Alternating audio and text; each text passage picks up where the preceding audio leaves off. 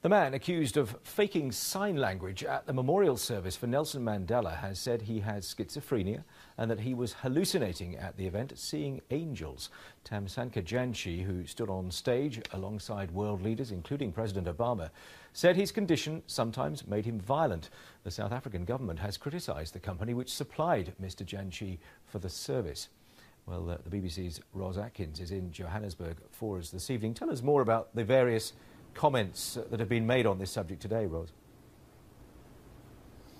Well, the comments actually started, Julian, during the memorial service on Tuesday. Mr. Janchi was standing right next to where a number of world leaders gave very important speeches at that memorial service, Barack Obama, Jacob Zuma being two of them. And people on Twitter who are watching television and using sign language to understand what was going on were tweeting, hold on, we can't understand this. This guy is not using signs that we recognise.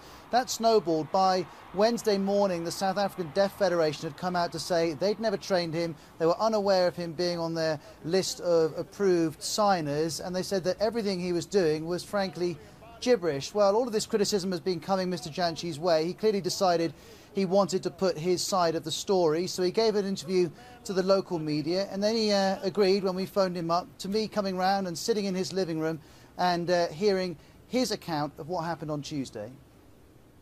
On the day in question,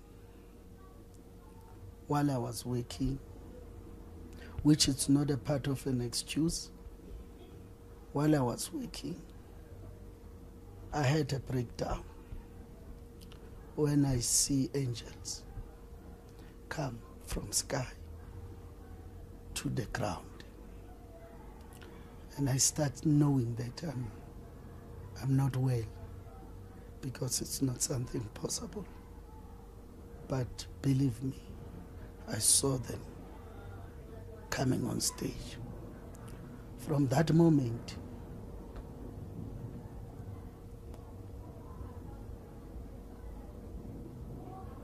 it was not myself. And from that time, you must ask yourself of your safety and your security and safety of other people that are around you. Were you aware that the sign language that you were doing might have been wrong? Absolutely, absolutely. And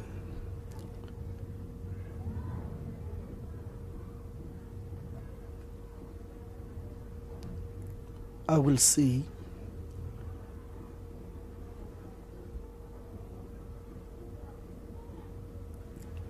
yes, I will see not all of it,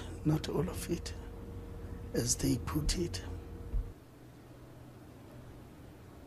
And Julian, there are a couple of things to note here. Both Mr. Janchi on a personal level and the government on a national level have said the very fact that he was standing there shows a commitment to signing important events and a commitment to people with disabilities. But what critics are saying is, well, hold on, if you're so committed, perhaps you should have checked whether the person doing the signing was qualified to do it, not just generally, but also on the day. After all, Mr. Janchi says he has suffered from schizophrenia for a long time. Another thing to mention, this has been a big distraction from what's been happening in Pretoria at the Union buildings.